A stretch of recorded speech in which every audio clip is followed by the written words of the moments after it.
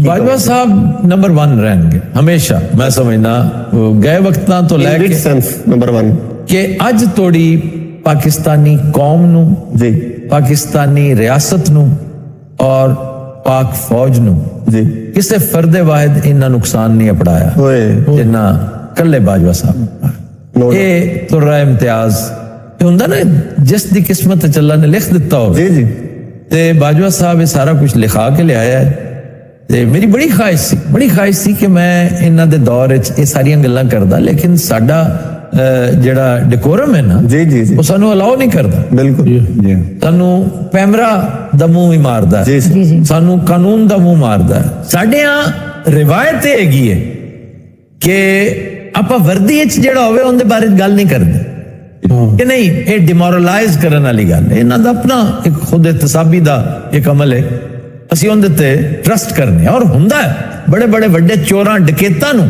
ਫੌਜ ਨੇ ਨੱਥ ਪਾਈ, ਵਰਦੀ ਟੰਗਿਆ ਹੋਇਆ ਬੜਿਆਂ ਬੜਿਆਂ ਨੂੰ। जी जी ਅਜੇ 1 ਸਾਲ ਵੀ ਨਹੀਂ ਹੋਇਆ, ਅਜੇ ਤਾਂ ਇੱਕ ਬੜਾ ਵੱਡਾ ਕੇਸ ਟੰਗੀ ਗਿਆ ਵਿਚਾਰਾ।